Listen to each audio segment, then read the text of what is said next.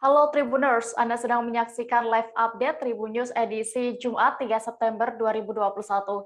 Kami akan menyajikan informasi terkini dari berbagai daerah yang akan dilaporkan secara langsung oleh reporter kami di lapangan.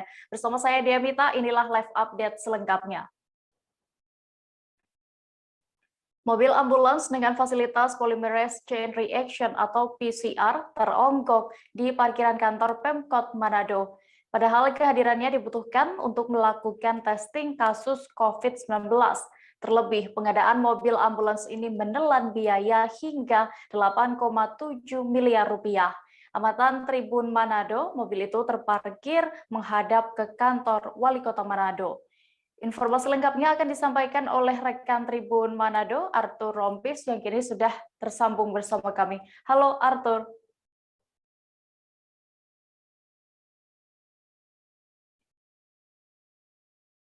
Halo, rekan Arthur.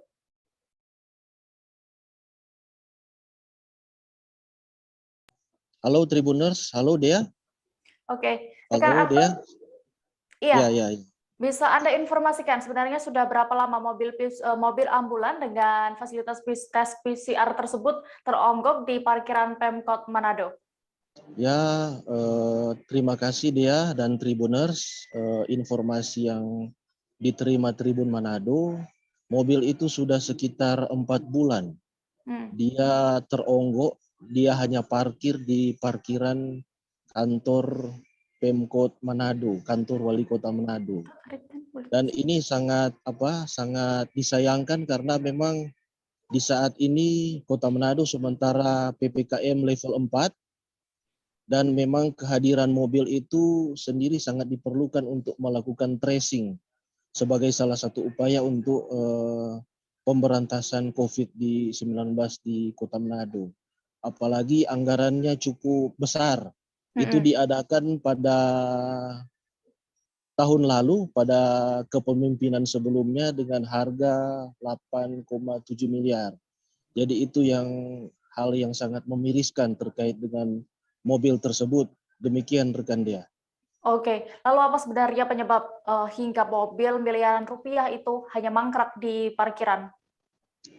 Dari keterangan di situ juga dari Wakil Wali Kota Manado, Bapak Richard Sualang, kemudian Bapak Wali Kota Manado Andre Ango, sudah melakukan peninjauan terkait mobil tersebut, dan dari hasil peninjauan tersebut diketahuilah berbagai masalah yang menyebabkan mobil tersebut belum bisa beroperasi, di antaranya aturan baru dari kementerian yang mewajibkan agar supaya komponen yang pemeriksaan yang ada di mobil itu artinya harus ditaruh di dalam satu ruangan, tidak boleh di dalam mobil. Kemudian ada juga faktor teknis lainnya yakni masalah ketersediaan regen. Jadi itu hal yang sampai menyebabkan mobil tersebut belum bisa dioperasikan sampai saat ini. Demikian rekan Dia. Oke, rekan Arthur, lalu apakah sudah ada upaya dari Pemkot Manado agar mobil ini bisa kembali beroperasi? Ya, ini memang sudah beberapa kali ditinjau oleh top eksekutif Pemkot Manado, juga sudah diadakan rapat bersama instansi terkait dalam hal ini Dinas Kesehatan, dan memang sudah diupayakan segera, memang jalan keluarnya sementara dicarikan. Jadi masalahnya sudah diidentifikasikan, jadi ini masih dari Pemkot Manado mencari solusi yang tidak menabrak aturan untuk memfungsikan kembali, minimal ada upaya lah untuk mendayagunakan mobil yang cukup mahal tersebut.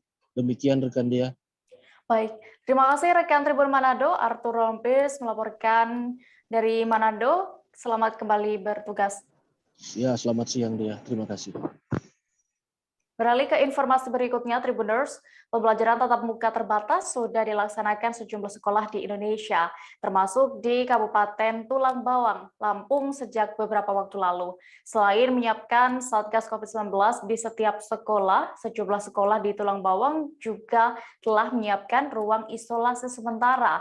Ruang ini disiapkan jika dalam pelaksanaan pembelajaran tatap muka nanti didapati adanya siswa yang sakit atau suhu tubuh berada di atas normal.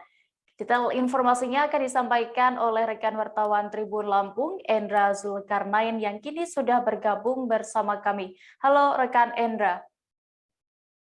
Halo, Dea. Halo Tribun, selamat siang.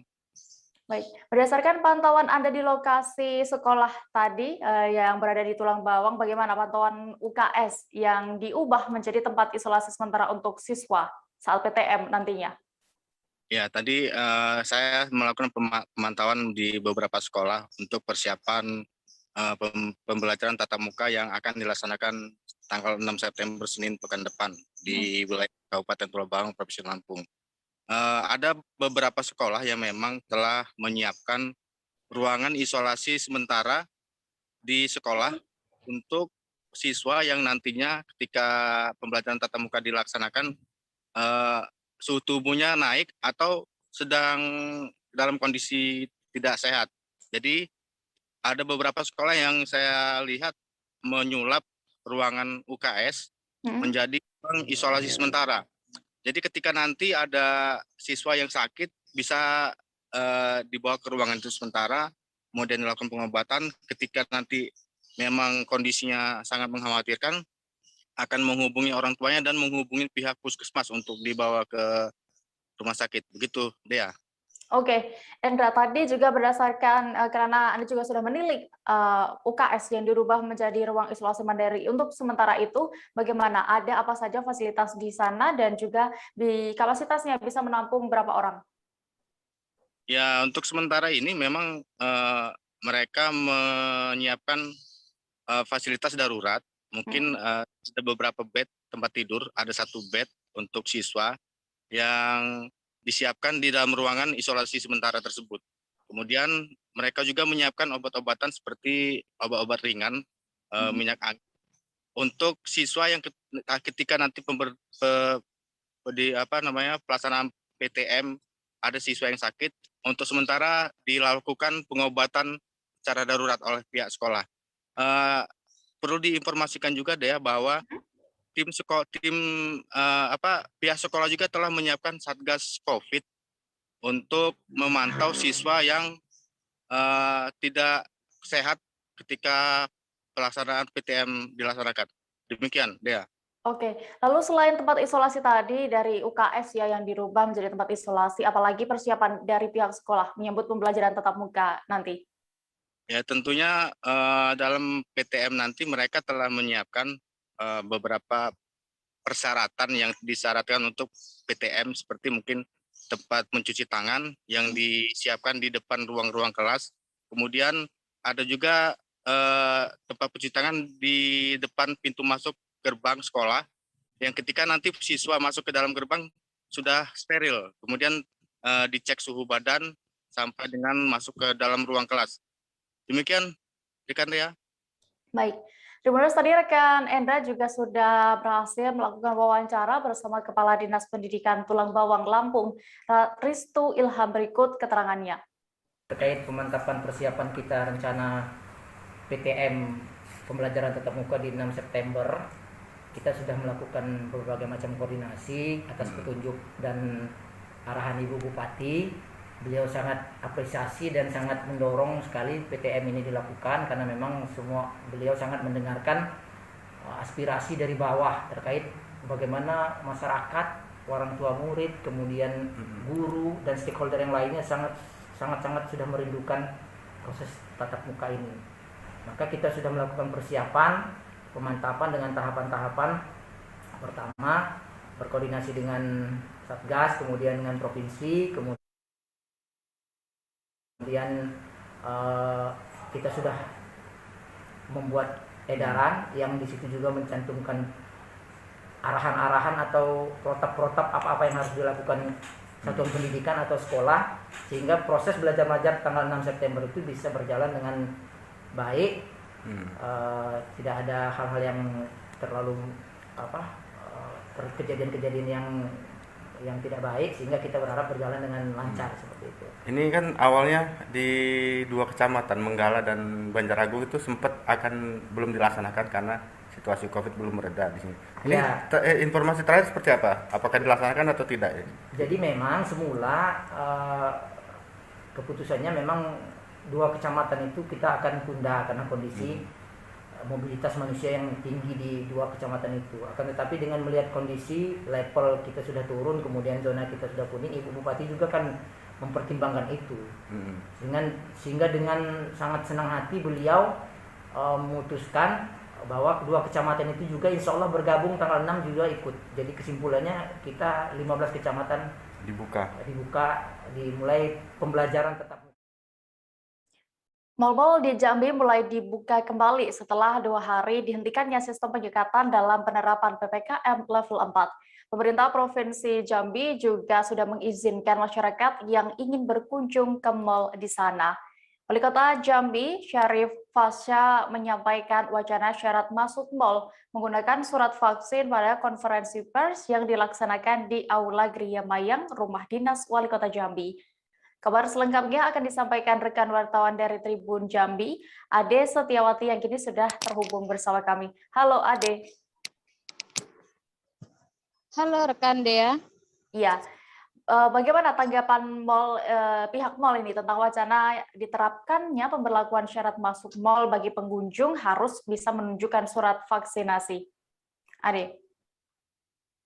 Mulai pertanggal 29 Agustus 2021 lalu, tepatnya pada sore hendak masuk ke maghrib, Wali Kota Jambi telah menyampaikan wacana terkait syarat masuk mal itu adanya surat vaksinasi baik fisik maupun elektronik, dan pihak mal juga sudah dikonfirmasi pihak Tribun Jambi, mereka mengatakan siap dan mendukung apapun kebijakan pemerintah terkait hal tersebut. Oke, lalu apa saja yang saat ini sudah dipersiapkan oleh pihak mal terkait wacana ini, Ade? Pihak mal telah memasang kode barcode, kode lindungi peduli itu di setiap di setiap pintu-pintu masuk di Kota Jambi, dan sekarang hampir setiap mal juga sudah memasang kode tersebut. Oke, baik. Terima kasih rekan wartawan dari Tribun Jambi, Ade Setiawati yang dari Jambi. Selamat kembali bertugas. Masyarakat Kota Tanjung Pinang menyambut baik kebijakan terbaru terkait penurunan harga rapid test antigen. Dalam ketentuannya, tercantum harga rapid test antigen untuk Pulau Jawa dan Bali kini sebesar Rp99.000. Sedangkan untuk di luar Pulau Jawa dan Bali sebesar Rp109.000. Di Tanjung Pinang, sejumlah fasilitas kesehatan dan laboratorium klinik kini hanya membandrol harga rapid test antigen di kisaran Rp85.000 hingga Rp105.000. Untuk mengetahui lebih detailnya, sudah bergabung bersama kami rekan jurnalis Tribun Batam, Ilham Muhammad yang akan menyampaikan laporan. Halo rekan Ilham. Halo rekan Dea. Oke, sejak kapan diberlakukan ketentuan harga rapid test antigen ini untuk di Batam sendiri? Baik rekan Dea dan Tribuner semua, bahwa ketentuan ini tercantum dalam surat edaran yang dikeluarkan oleh Kementerian Kesehatan Republik Indonesia, Direktorat Jenderal Pelayanan Kesehatan tentang batas tarif tertinggi pemeriksaan rapid test antigen. Nah, ini dikeluarkan sejak tertanggal 1 September 2021. Oke. Sedangkan untuk di Kota Tanjung Pinang sendiri, pemberlakuan dari harga terbaru dari rapid test antigen yang sebelumnya berada di harga Rp120.000 hingga Rp150.000 untuk sekali pemeriksaan, kini turun menjadi di kisaran Rp85.000 hingga Rp105.000. Ini bermula sejak tanggal 2 September 2021. Oke, lalu berdasarkan informasi yang Anda terima dan juga pantauan di lapangan, bagaimana dengan respon masyarakat saat turun harga rapid test antigen ini diturunkan? Baik rekan Dea, jadi saat kita melakukan pantauan di Pelabuhan Sri Bintanpura Tanjung Pinang, Pelabuhan Domestik Sri Bintanpura, yang bisa kita lihat bahwa arus penumpang pertama yang ingin sampaikan bahwa arus penumpang di sana meskipun Kota Tanjung Pinang saat ini masih PPKM level 3, tapi kapasitas ataupun jumlah arus penumpang di sana masih belum stabil. Itu menurut keterangan dari Kespel Pelabuhan KSOP Tanjung Pinang. Nah, sedangkan terkait dengan turunnya harga rapid test antigen ini, justru salah satu paskes ataupun fasilitas kesehatan yang melayani pemeriksaan rapid test antigen di sana, di pelabuhan, itu mengaku dengan turunnya harga ini, jumlah masyarakat yang melakukan pemeriksaan rapid test antigen ini kian meningkat dibandingkan sebelum turunnya harga. Nah, sementara itu salah satu warga ya, Wahyu Pangestu, itu merupakan salah satu warga Tanjung Pinang yang hendak melakukan pelayaran menuju ke pulau, tepatnya ke Kabupaten Karimun. Dia merasa sangat terbantu dengan turunnya harga rapid test antigen. Alasannya bahwa dengan turunnya tarif dari antigen ini bisa mengurangi biaya operasional saat melakukan perjalanan keluar daerah. Baik, Tribuners, tadi rekan Ilham sudah mewawancarai satu di antara warga Tanjung Pinang, Wahyu Pangestu. Berikut keterangannya untuk Anda. Bang, sebelumnya namanya siapa, Bang? Wahyu Pangestu. Wahyu Pangestu. Pangestu. Baik, Wahyu Pangestu. Ini kan saat ini Kemenkes RI sudah mengeluarkan surat edaran terkait dengan harga antigen, itu di mana sebelumnya 100 lebihan ya, 100-an ribu, sekarang hanya 85.000 sudah bisa rapid test antigen. Gimana tanggapan Mas Wahyu? Sangat membantu sekali sih Bang, yang awalnya harganya itu emang tinggi ya, mungkin dengan adanya harga 85.000 saat ini sangat membantu sekali. Jadi ya, itu tidak bikin mikir lagi untuk bepergian dengan jangka waktu antigen itu kan hanya beberapa hari aja. Ya, saya ini kan sudah antigen dan akhirnya gagal karena harinya sudah lewat. Oh, sudah lewat. Antigen dulu tidak dapat lagi. Oh, jadi ini mau antigen lagi. Antigen ulang. Oke, sebelumnya antigen di mana? Di Bintang Medical Pharma di Batu 9. Oh, kapan itu berapa tuh kemarin? Tanggal 1 ini 120.000. Oh, masih 120.000 kemarin ya. Oke, baik Bang. Makasih Bang Wahyu. Dukungan penuh diberikan Pemkab Lahat kepada calon pegawai negeri sipil atau CPNS asal Kabupaten Lahat. Untuk mempermudah para peserta CPNS ini mengikuti seleksi, Pemkab Lahat memberikan layanan gratis swab PCR. Pasalnya, melakukan swab tes PCR ini menjadi satu di antara syarat wajib untuk mengikuti seleksi. Selengkapnya akan disampaikan rekan jurnalis Sriwijaya Pos, Ehdi Amin, yang kini sudah terhubung bersama kami. Halo rekan Ehdi. Ya, dia. Ya, apa alasan Pemkab Lahat ini akhirnya memberikan layanan gratis kepada para calon PNS ini?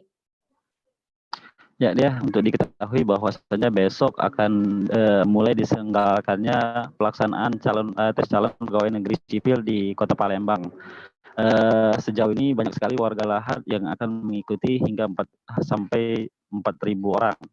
Nah, persyaratan untuk mengikuti tes seleksi tersebut harus ada keterangan swab PCR. Nah, untuk itu, untuk mempermudah warga Lahat yang akan ikut tes, Pemkab Lahat menggratiskan pada seluruh yang akan ikut tes. Halo? Ya, halo deh. Rekan Ehdi, bisa Anda lanjutkan? Ya, sampai hari kedua pelaksanaan swab PCR gratis ini sangat ramai didatangi oleh para calon pegawai negeri sipil yang akan ikut seleksi besok.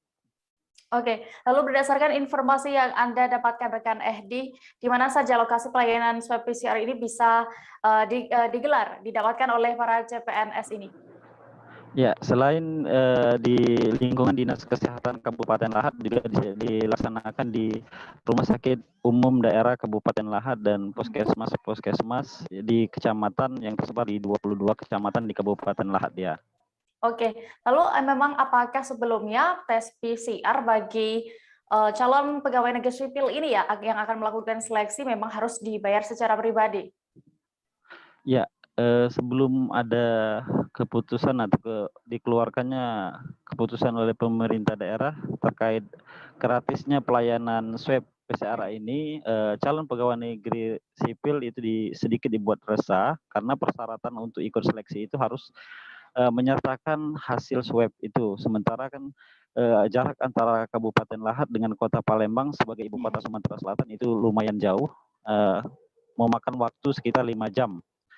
Untuk itu tidak ada pilihan mungkin untuk memudahkan CPNS akan ikut tes. Kemarin banyak CPNS itu yang mengeluh akan persyaratan tersebut. Baik, terima kasih rekan jurnalis Sriwijaya Pos Ehdi Amin melaporkan dari Kabupaten Lahat. Selamat kembali bertugas. Tribuners, kami akan kembali seusai jeda sejenak. Tetaplah di live update. Oke, apa kabar Bang Arif di sini untuk strateginya? Kalau saya sendiri di Gimik 37 ini yang semalam baru mulai, saya udah sebenarnya aku nggak ngerasa itu penangkapan atau penggerebegan atau apapun itu. Karena gini loh, posisinya aku kriteria. Jadi kita mengenal disebut dengan stroke yang tidak berdarah dengan stroke yang berdarah. Stroke yang tidak berdarah itu biasanya ditandai dengan adanya penyumbatan. Kalau itu terjadi di sini mungkin pikirnya tidak ke situ kali ya. Tapi kalau di Korea atau di Kamboja itu ada beberapa paper yang saya itu Mas, ya dulunya tukang koran. Oh gitu ya. Tukang koran. Ya, saya baca itu Pak. Tuh kan pernah baca kan? Ya. Jadi kalau saya jadi tanggam itu udah bersyukur banget. Si anak ini dijadikan sebagai tersangka begitu. Ya, kalau ini kita bicara yang di luar kasus Situbondo ya. Dengan nama hujan shower, di mana terdapat batas jelas antara daerah hujan dan tidak hujan yang biasanya terjadi pada fase awal mature stage atau tahap berbahaya itu Kang. Jadi mulai artinya terjadinya perlembekan. Nah itu untuk penetrasi akan sulit. Gitu ya. Dok, saya ini menurut saya memang tidak mudah, bukan urusan tanah diambil. Kalau misalnya Amerika Serikat sekarang, Rasulullah mengatakan dalam sebuah hadis bahwa berpuasa di 6 hari Syawal itu. Oke, apa kabar Bang Arif di sini untuk strateginya? Kalau saya sendiri di Gimik 37 ini yang semalam baru mulai, saya udah sebenarnya aku nggak ngerasa itu penangkapan atau penggerebegan atau apapun itu. Karena gini loh, posisinya kriteria. Jadi kita mengenal disebut dengan stroke yang tidak berdarah dengan stroke yang berdarah. Stroke yang tidak berdarah itu biasanya ditandai dengan adanya penyumbatan. Kalau itu terjadi di sini mungkin pikirnya tidak ke situ kali ya. Tapi kalau di Korea atau di Kamboja itu ada beberapa paper yang saya itu Mas, ya dulunya tukang koran. Oh gitu ya. Tukang koran. Ya, saya baca itu Pak. Tuh kan pernah baca kan? Ya. Jadi kalau saya jadi tanggam itu udah bersyukur banget. Si anak ini dijadikan sebagai tersangka begitu. Ya, kalau ini kita bicara yang di luar kasus Situbondo ya. Dengan nama hujan shower, di mana terdapat batas jelas antara daerah hujan dan tidak hujan yang biasanya terjadi pada fase awal mature stage atau tahap berbahaya itu Kang. Jadi mulai artinya terjadinya perlembekan. Nah itu untuk penetrasi akan sulit. Gitu ya. Dok, saya ini menurut saya memang tidak mudah, bukan urusan tanah diambil. Kalau misalnya Amerika Serikat sekarang, Rasulullah mengatakan dalam sebuah hadis bahwa berpuasa di 6 hari Syawal itu. Oke, apa kabar Bang Arif di sini untuk strateginya? Kalau saya sendiri di Gimik 37 ini yang semalam baru mulai, saya udah sebenarnya aku nggak ngerasa itu penangkapan atau penggerebegan atau apapun itu. Karena gini loh, posisinya kriteria. Jadi kita mengenal disebut dengan stroke yang tidak berdarah dengan stroke yang berdarah. Stroke yang tidak berdarah itu biasanya ditandai dengan adanya penyumbatan. Kalau itu terjadi di sini mungkin pikirnya tidak ke situ kali ya. Tapi kalau di Korea atau di Kamboja itu ada beberapa paper yang saya itu Mas, ya dulunya tukang koran. Oh gitu ya. Tukang koran. Ya, saya baca itu Pak. Tuh kan pernah baca kan? Ya. Jadi kalau saya jadi tanggam itu udah bersyukur banget. Si anak ini dijadikan sebagai tersangka begitu. Ya, kalau ini kita bicara yang di luar kasus Situbondo ya. Dengan nama hujan shower, di mana terdapat batas jelas antara daerah hujan dan tidak hujan yang biasanya terjadi pada fase awal mature stage atau tahap berbahaya itu Kang. Jadi mulai artinya terjadinya perlembekan. Nah itu untuk penetrasi akan sulit. Gitu ya. Dok, saya ini menurut saya memang tidak mudah, bukan urusan tanah diambil. Kalau misalnya Amerika Serikat sekarang, Rasulullah mengatakan dalam sebuah hadis bahwa berpuasa di 6 hari Syawal itu. Oke, apa kabar Bang Arifki di sini untuk strateginya? Kalau saya sendiri di Gimik 37 ini yang semalam baru mulai, saya udah sebenarnya aku nggak ngerasa itu penangkapan atau penggerebegan atau apapun itu, karena gini loh, posisinya aku kriteria. Jadi kita mengenal disebut dengan stroke yang tidak berdarah dengan stroke yang berdarah. Stroke yang tidak berdarah itu biasanya ditandai dengan adanya penyumbatan. Kalau itu terjadi di sini mungkin pikirnya tidak ke situ kali ya, tapi kalau di Korea atau di Kamboja itu ada beberapa paper yang saya itu mas, ya dulunya tukang koran. Oh gitu ya. Tukang koran. Ya saya baca itu Pak. Tuh kan pernah baca kan? Ya. Jadi kalau saya jadi pangdam itu udah bersyukur banget. Si anak ini dijadikan sebagai tersangka begitu. Ya kalau ini kita bicara yang di luar kasus Subroombo ya. Dengan nama hujan shower, di mana terdapat batas jelas antara daerah hujan dan tidak hujan yang biasanya terjadi pada fase awal mature stage atau tahap berbahaya itu Kang. Jadi mulai artinya terjadinya perlembekan. Nah itu untuk penetrasi akan sulit. Begitu, ya. Dok, saya ini menurut saya memang tidak mudah. Bukan urusan tanah diambil. Kalau misalnya Amerika Serikat sekarang, Rasulullah mengatakan dalam sebuah hadis bahwa berpuasa di 6 hari Syawal itu.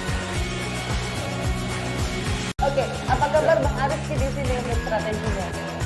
Kalau saya sendiri di Gimik 37 ini yang semalam baru mulai, saya udah sebenarnya aku nggak ngerasa itu penangkapan atau penggerebegan atau apapun itu, karena gini loh, posisinya aku kriteria. Jadi kita mengenal disebut dengan stroke yang tidak berdarah dengan stroke yang berdarah. Stroke yang tidak berdarah itu biasanya ditandai dengan adanya penyumbatan. Kalau itu terjadi di sini mungkin pikirnya tidak ke situ kali ya, tapi kalau di Korea atau di Kamboja itu ada beberapa paper yang saya itu mas, ya dulunya tukang koran. Oh gitu ya. Tukang koran. Ya saya baca itu Pak. Tuh kan pernah baca kan? Jadi kalau saya jadi pangdam itu udah bersyukur banget. Si anak ini dijadikan sebagai tersangka begitu. Ya kalau Terima kasih Anda masih menyaksikan live update Tribun News. Kita menuju ke informasi berikutnya Tribuners. Sudah 1 pekan jalan poros provinsi di Desa Boto Lempangan, Sinjai Barat ke Palembang, Kabupaten Bulukumba, Sulawesi Selatan tertimbun material tanah longsor. Jalan itu tepatnya berada di Dusun Ambi, Desa Boto Lempangan, Kecamatan Sinjai Barat, dan di Dusun Bolalanggiri, Kecamatan Sinjai Borong, Kabupaten Sinjai. Jalan itu diketahui mulai tertimbun tanah longsor sejak Sabtu 28 Agustus dini hari. Informasi lengkapnya akan disampaikan oleh rekan jurnalis Tribun Timur, Samsul Bahri, yang kini sudah tersambung bersama kami. Halo, Bahri. Rekan Bahri, bisa mendengar saya? Halo. Iya. Berdasarkan pantauan Anda ini, bagaimana cara masyarakat agar bisa tetap melintasi jalan yang saat ini tertimbun material tanah longsor itu?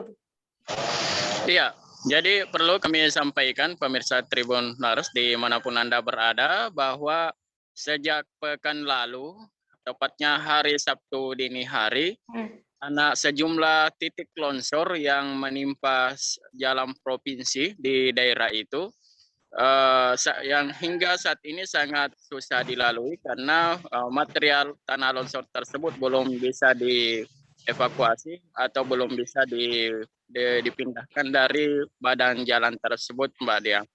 Dan saat ini pengendara mobil jelas tidak bisa melintas, dan kalau pengendara sepeda motor tetap ada masyarakat yang tetap memaksakan diri untuk dapat melalui jalan poros provinsi tersebut yang menghubungkan 3 kabupaten antara Kabupaten Bulukumba, Kabupaten Sinjai, dan Kabupaten Goa, Sulawesi Selatan.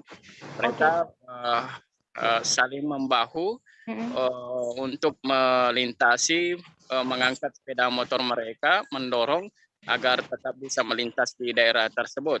Karena kalau harus berputar di jalur lain itu membutuhkan waktu antara 1,5 jam atau hingga 2 jam, Mbak Dia, seperti itu. Oke, lalu apakah sudah ada tindakan yang dilakukan oleh pemerintah di Sinjai ataupun Sulawesi Selatan terkait bencana tanah longsor ini?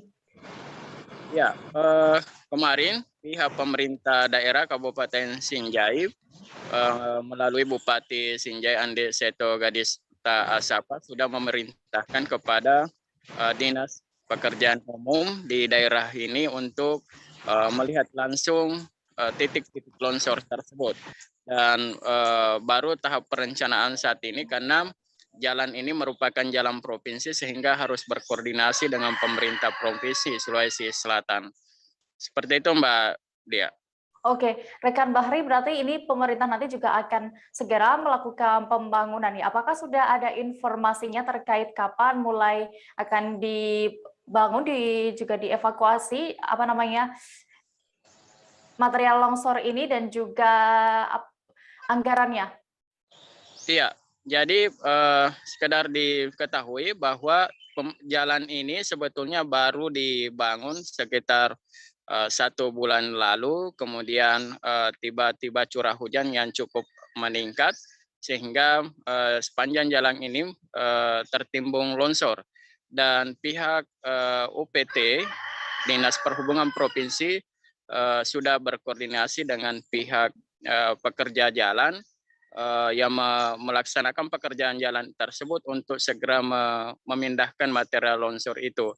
Namun pihak pekerja jalan tersebut yang dikelola oleh PT Cahaya Sepang Bulukumba belum bisa memindahkan material tersebut karena saat ini masih curah hujan yang masih cukup tinggi. Seperti itu, Mbak Dia.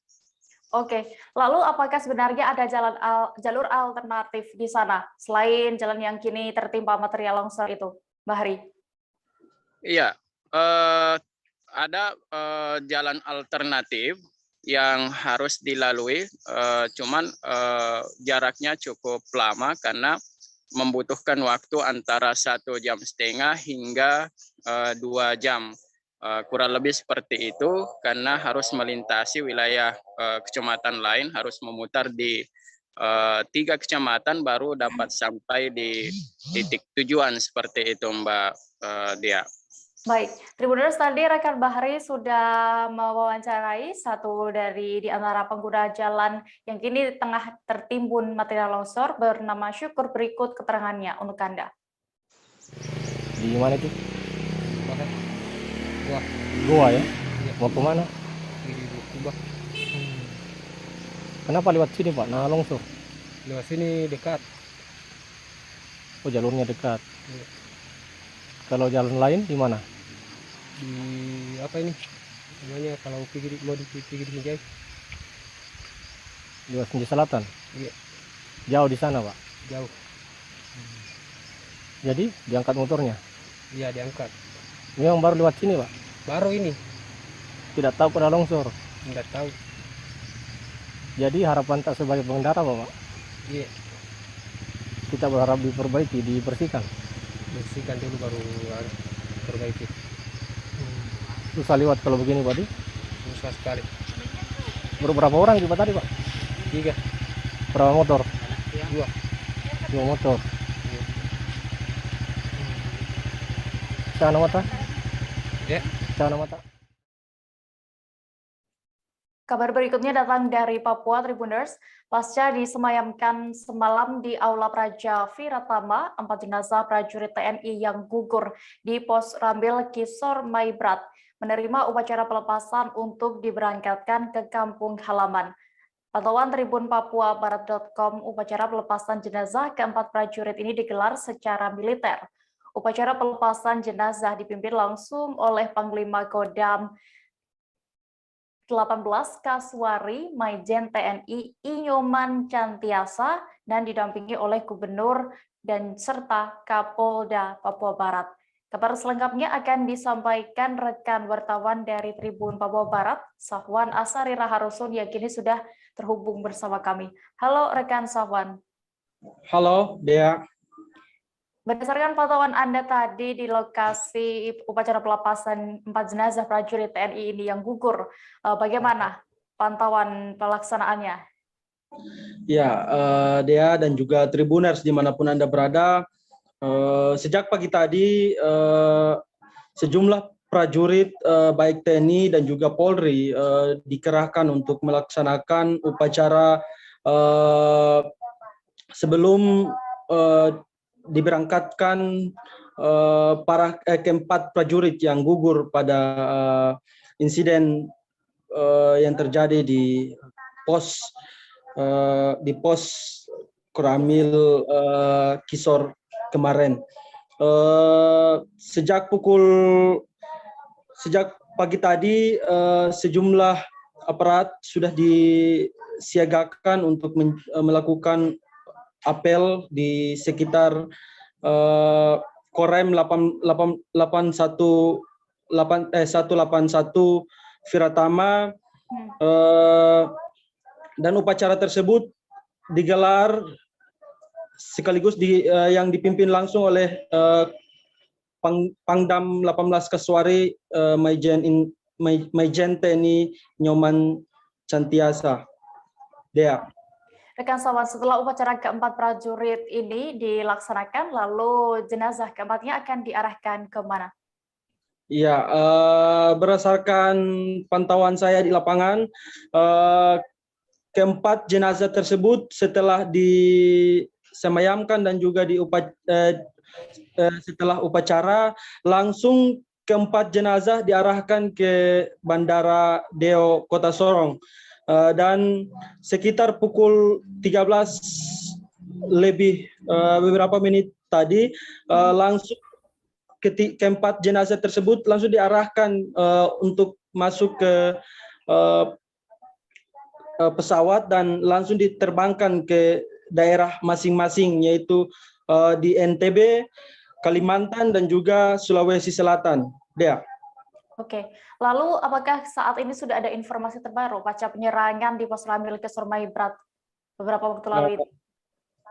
Ya, berdasarkan wawancara kami dengan Pangdam 18 Kaswari tadi, bahwa pasca penyerangan memang beliau menceritakan bahwa penyerangan tersebut sekitar kurang lebih 50 orang yang menyerang itu langsung melarikan diri. Namun kurang dari 12 jam kedua pelaku berhasil ditangkap oleh aparat yang ada di Maibrat, yang dikerahkan ke Maibrat, dan hari ini mereka sudah mengaku bahwa mereka terlibat dalam penyerangan tersebut.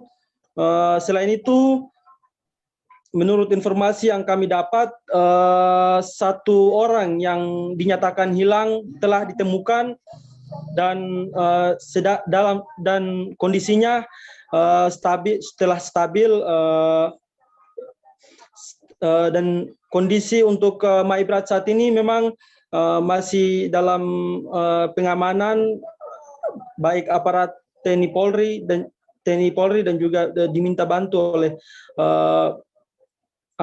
pemerintah daerah untuk menjamin keamanan masyarakat sipil yang ada di Kabupaten Maibrat saat ini. Dea. Baik, Tribuners, tadi rekan Sahwan juga berhasil mendapatkan keterangan dari Kepala Penerangan Korem 181 PVT Mayor Infanteri Puguh Prandono. Berikut liputannya. Ada yang nanya satu kan? Iya. Dan terkait dengan kedatangan jenazah ini, terus kegiatan besok untuk ke mana saja? Tadi dievakuasi dari mana nih tempat jenazah ini? Baik, ya. 4 jenazah tersebut dievakuasi dari Maibrat menuju Sorong. Perjalanan kurang lebih tadi sekitar 4 jam. Datang dengan selamat dan kami terus semayamkan di Aula Praja Viratama Korem 181 Sorong.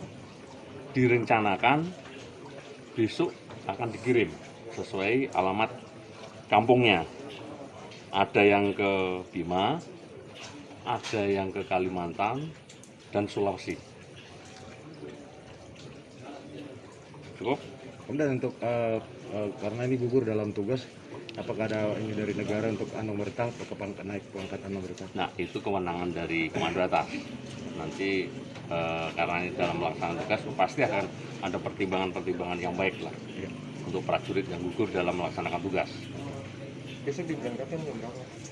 Diperkirakan pesawat jam 1.45 udah take off. Jadi besok dilaksanakan upacara militer, selesai itu langsung digeser ke bandara Video. Menggunakan maskapai apa nih? Rencananya apa tadi? Sriwijaya tak salah Pak. Nanti kami tanyakan. Kemudian satu lagi. Tidak meratanya jaringan internet di Kecamatan Piani, khususnya di Desa Batu Ampar dan Desa Pipitak, membuat anak-anak di sana kesulitan untuk belajar secara daring. Pantauan banjarmasinpost.co.id, para pelajar harus berkumpul di satu tempat bersama masyarakat umum untuk belajar secara daring. Tempat yang menjadi pusat berkumpulnya anak-anak usia sekolah, yakni Bukit Pemujaan. Di bukit inilah anak-anak bisa mendapatkan jaringan internet demi memperlancar pembelajaran secara daring. Untuk mengetahui lebih detailnya, sudah bergabung bersama kami rekan jurnalis Banjarmasin Post, Stanislaus Sene, yang akan menyampaikan laporan. Halo, Stan. Halo, Dea. Oke, bisa Anda informasikan ada berapa titik dan juga bagaimana sebenarnya kondisi sinyal internet pada umumnya di Kecamatan Piani, Kabupaten Tapin sendiri? Baik, Dea dan Tribuners, dapat saya laporkan bahwa untuk jaringan internet pada umumnya di Kecamatan Piani, Kabupaten Tapin, memang dari 8 desa, hanya 2 desa yang bisa ada akses jaringan internet, itu pun jaringannya tidak terlalu kuat pada umumnya. Lalu yang ada jaringan itu 2 desa itu adalah Desa Pipitak Jaya sama Desa Batu Ampar. Oke, lalu bagaimana dengan di Bukit Pemujaan tadi, tempat di mana anak-anak akhirnya bisa belajar daring? Apakah memang sinyal di sana jauh lebih bagus dan stabil? Di Bukit Pemujaan itu adalah salah satu tempat yang memang letaknya tepat di perbatasan antara Desa Pipitak Jaya sama Desa Batu Ampar. Karena berada di daerah ketinggian, disitulah tempat anak-anak berkumpul dan juga masyarakat untuk mendapatkan jaringan internet. Karena di Bukit Pemujaan itu tempatnya yang cukup tinggi dan jaringannya juga lumayan, sehingga memudahkan anak-anak dan masyarakat untuk mendapatkan jaringan internet. Oke, berdasarkan pantauan Anda, biasanya anak-anak sekolah ini dari jam berapa sampai berapa mereka belajar di Bukit Pemujaan, Stan? Informasi yang kami himpun di lapangan untuk jam sekolah itu biasanya mulai dari jam 8 pagi sudah standby, lalu sampai jam 12 itu istirahat, kemudian lanjut sampai sore. Tapi kebanyakan yang pelajar yang laki-laki itu biasanya sampai habis maghrib itu masih ada di situ, karena suasananya juga cukup enak di pinggir jalan, hanya memang di hutan. Nah, itu kondisinya. Oke, terlihat dari video ini ya, juga di sana juga beberapa aparat dari TNI dan juga Polri ada di sana juga. Lalu bagaimana dengan harapan pihak aparat setempat ini terkait jaringan internet di Kecamatan Piani? Ada harapan dari Babinsa maupun Babin Kamtipmas di sana bahwa diharapkan minimal ada pemerataan jaringan karena yang paling mendapat efeknya sebetulnya anak-anak atau usia pelajar, karena bagaimana mau melanjutkan aktivitas belajar di sekolah kalau umpama jaringannya tidak bisa diakses itu. Nah, jadi itu harapan dari pihak keamanan di sana kepada pemerintah, baik itu pemerintah pusat maupun pemerintah daerah. Bisa saya informasikan juga bahwa di Kecamatan Piani, khususnya di tempat mereka anak-anak ini melangsungkan pembelajaran secara daring, itu sudah dibuatkan semacam pondok, ada 2 pondok yang memisahkan antara perempuan dan laki-laki. Dan aktivitas belajar daring itu terus dipantau dan diawasi oleh Babinsa dan Babin Kamtipmas. Kemudian tempat itu juga tetap jadi semacam sasaran operasi justisi, karena di tempat itu menjadi tempat berkerumunnya masyarakat, bukan cuma anak-anak pelajar tetapi masyarakat umum yang berhadir di tempat tersebut. Baik. Ya. Tribuners, tadi rekan Stan juga sudah melakukan wawancara bersama salah seorang pelajar di Desa Pipitak dan juga anggota Babin Kamtibmas Desa Batu Ampar. Berikut liputannya. Orang mana, Deng? Orang Pipitak Jaya. Pipitak Jaya lah. Di dusun mana, Karyaman kah? Oh, Karyaman. Di sini Pian apa tadi? Mengerjakan tugas. Tugas apa? Tugas ulangan. Oh, dari sekolahan lah. Sekolahnya di mana, Pian? SMP Beramban. Beramban lah, kelas berapa, Pian? Kelas 7. Kelas 7 lah. Oh iya, oke. Aktivitas anak-anak khususnya di Kecamatan Piani, Desa Batu Ampar, Desa Pipita kan. Di sini kegiatan anak-anak belajar daring, Pak. Kenapa memilih tempat ini, Pak? Dikarenakan untuk sinyal, kendala kita kan di sini ada sinyal, Pak. Sinyal tempatnya cuma di sini, Pak. Tempatnya karena di sini kan bukit pegunungan. Nama bukit pegunungan di sini ya Gunung Pemujaan. Nah, di sini untuk masyarakat, masyarakat dan anak-anak. Kebanyakan anak-anak yang belajar di sini untuk belajar daring, Pak. Nah, itu, Pak. Jadi berarti selain anak-anak bisa digunakan untuk masyarakat umum juga tempat inilah. Sama. Ya, masyarakat umum juga bisa menggunakan untuk mencari sinyal di sini, Pak. Untuk mengawasi anak-anak seperti apa, Pak? Setiap hari kah atau seperti apa konsepnya? Iya, untuk pengawasan dari kami, dari pihak TNI Polri khususnya ya, kerjasama kami dengan aparat desa, mengawasi anak-anak. Tujuan kami untuk mengawasi gini, Pak. Soalnya kan di sini bukan untuk tempat anak-anak aja, masyarakat umum juga ada. Tujuan kami untuk mengawasi anak-anak ini takutnya nanti untuk disalahgunakan tempatnya ini. Contohnya kan misalnya ada apa-apa seperti ya tahu aja zaman sekarang kan anak-anak mudah terprovokasi hal-hal yang berita hoax apa sebagainya, Pak. Lalu apa harapannya, Pak, untuk pemerintah? Apakah perlu ada sinyal atau seperti apa, Pak, harapan Pian? Untuk harapan kami ya mudah-mudahan dari pemerintah pusat ataupun kabupaten bisa mendengar suara dari kami untuk mengadakan BTS sinyal apapun. Kami alhamdulillah kalau misalnya ada dari pemerintah.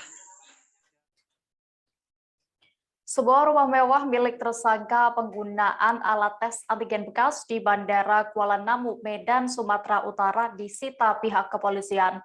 Rumah yang berada di Kelurahan Simpang Periuk, Kecamatan Lubuk Linggau Selatan 2, Kota Lubuk Linggau, Sumatera Selatan ini telah dipasang garis polisi.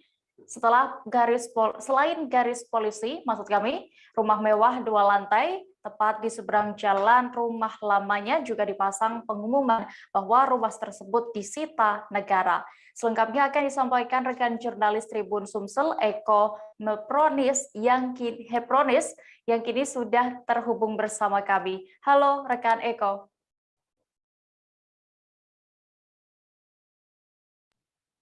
Halo. Iya. Bisa informasikan, ceritakan bagaimana kronologis penyitaan oleh Dirkrimsus Polda Sumut ini dari rumah mewah tersangka kasus antigen bekas ya? Iya, Mbak Dea, dapat kami pemirsa Tribuners dapat kami sampaikan kronologis dari penyitaan oleh negara rumah mewah Pikandi Moskow ya, tersangka kasus swab antigen bekas di Bandara Kuala Namu, Medan beberapa waktu lalu. Setelah ditangkap, Pikandi Moskow ini dibawa ke Polda Sumatera Utara. Kemudian setelah itu dilakukan penyelidikan oleh pihak kepolisian dan terungkap selama ia bertugas melakukan aksinya menggunakan swab antigen bekas tersebut untuk kejahatan. Terungkap bahwa rumah yang dibangunnya saat ini di Kota Lubuk Linggau uangnya merupakan hasil dari kejahatannya tersebut. Seperti itu. Oke, lalu bisa dijelaskan lebih detailnya kasus penggunaan alat antigen bekas ini yang menimpa tersangka hingga rumahnya disita, atau juga tindak pidana apa yang disangkakan polisi kepada pelaku sehingga asetnya disita? Baik, dari pantauan Tribunus di lapangan, bahwa rumah tersebut saat ini sudah dipasang polis lain oleh pihak kepolisian Kemudian juga di pagar pintu masuk juga telah dipasang spanduk bertuliskan bahwa rumah tersebut disita oleh negara, bahwa rumah tersebut merupakan hasil tindak pidana pencucian uang, seperti itu. Jadi rumah tersebut saat ini sudah dipasang polismen dan juga sudah dipasang papan pengumuman bahwa telah disita oleh negara karena diduga pembangunannya menggunakan anggaran ya, hasil tindak pidana pencucian uang. Dan juga hasil pengembangan dari pihak kepolisian juga bahwa kasus tersebut saat ini sudah dilimpahkan ke kejaksaan dan sudah hampir dipersidangkan, seperti itu. Oke, rekan Eko, berdasarkan informasi yang Anda himpun, lalu apakah saat penyitaan ini dilakukan, pemerintah setempat juga mengetahui hal ini? Karena ini merupakan kegiatan dari Dirkrimsus Polda Sumatera Utara, maka pihak Polda membantu backup pada Polres Lubuk Linggau. Nah, yang melakukan proses penyegelan adalah dari Polres Lubuk Linggau. Ketika proses penyegelan itu berlangsung ataupun penyitaan itu berlangsung, pihak kepolisian sempat menemui ketua RT setempat. Namun saat proses penyitaan berlangsung, ketua RT tidak berada di tempat.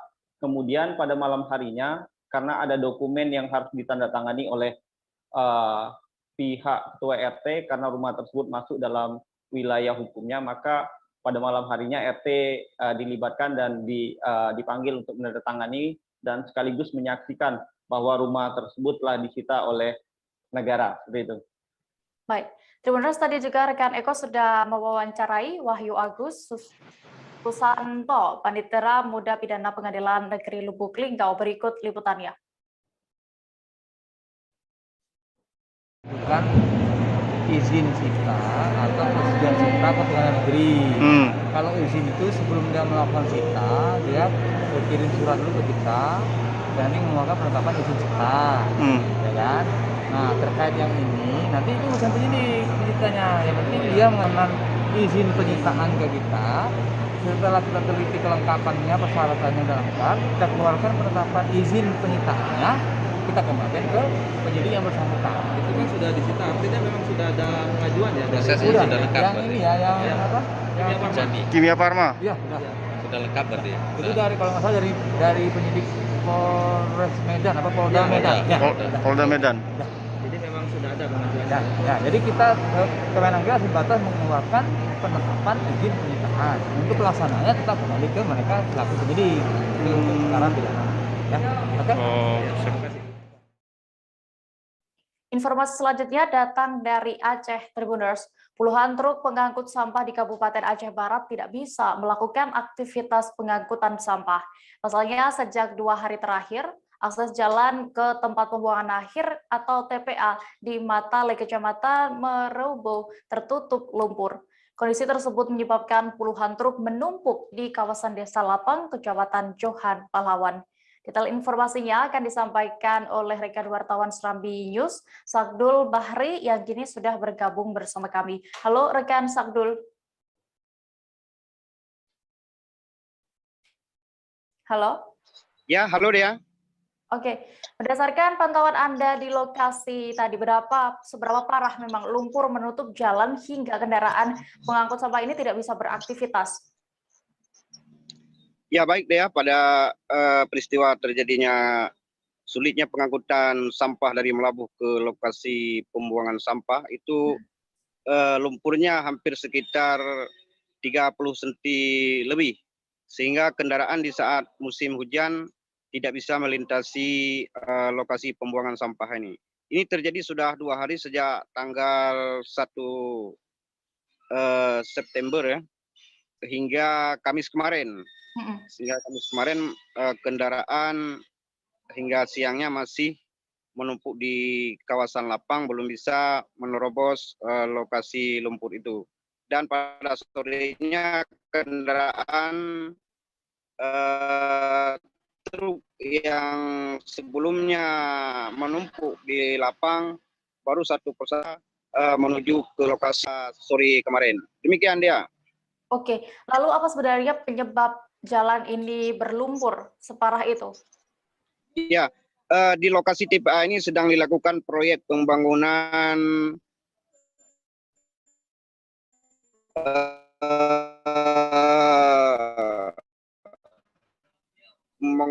TPA. Ada lubang untuk penampungan sampah ini, sehingga kendaraan-kendaraan proyek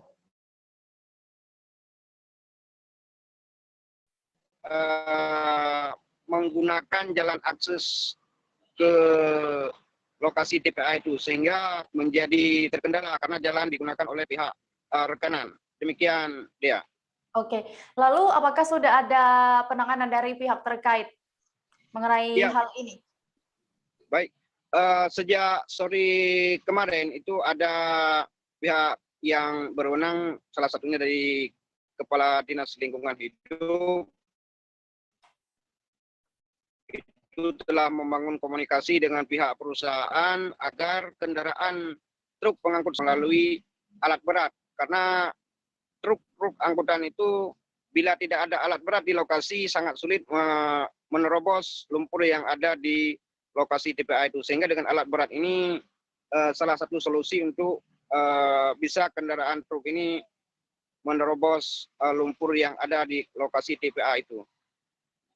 Baik, Tribuners, tadi rekan Sagdul sudah melakukan wawancara bersama Andi selaku sopir truk sampah. Berikut keterangannya. Kendala kita tidak bisa mengangkut sampah hari ini, Pak? Karena kendala kita hari ini, Bang, dari kemarin karena nggak bisa buang sampah di lokasi tempat pembuangan akhir. Kenapa di sampah, Pak? Kenapa tidak bisa dibuang?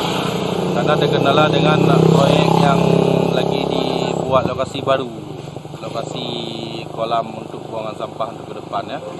Makanya jalan yang ada untuk kami transportasi masalah pembuangan sampah ini ditutup, karena kan pernah kami konsultasi sama orang itu, tapi nggak ada solusi, karena kami kan sudah meminta satu jalan untuk kami operasional, supaya kami lancar untuk mengambil sampah, kan, untuk membuang sampah, supaya masyarakat nggak komplain. Tapi orang itu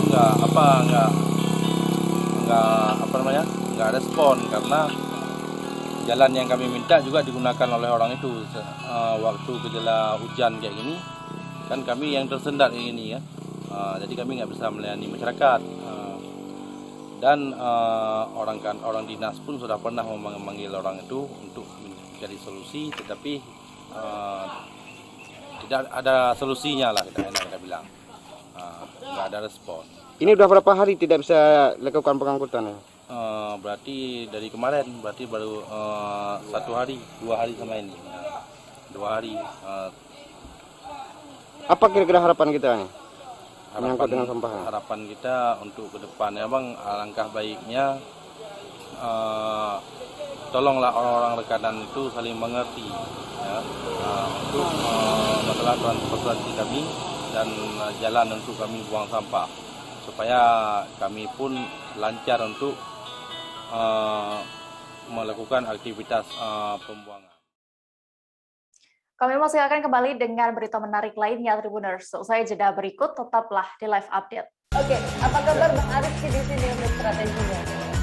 Kalau saya sendiri di Gimik 37 ini yang semalam baru mulai, apa yang saya dirasakan dapat sebenarnya aku nggak ngerasa itu penangkapan atau penggerebegan atau apapun itu, karena gini loh, posisinya aku kriteria. Jadi kita mengenal disebut dengan stroke yang tidak berdarah dengan stroke yang berdarah. Stroke yang tidak berdarah itu biasanya ditandai dengan adanya penyumbatan. Kalau itu terjadi di sini mungkin pikirnya tidak ke situ kali ya, tapi kalau di Korea atau di Kamboja itu ada beberapa paper yang saya itu Mas, ya, dulunya tukang koran. Oh gitu ya. Tukang koran. Ya, saya baca itu, Pak. Tuh kan pernah baca kan? Ya. Jadi kalau saya jadi Pangdam itu udah bersyukur banget. Si anak ini dijadikan sebagai tersangka begitu. Ya, kalau ini kita bicara yang di luar kasus Sebongombo ya. Dengan nama hujan shower, di mana terdapat batas jelas antara daerah hujan dan tidak hujan yang biasanya terjadi pada fase awal mature stage atau tahap berbahaya dewasa. itu Kang. Jadi mulai artinya terjadinya perlembekan. Nah itu untuk penetrasi akan sulit. Gitu ya.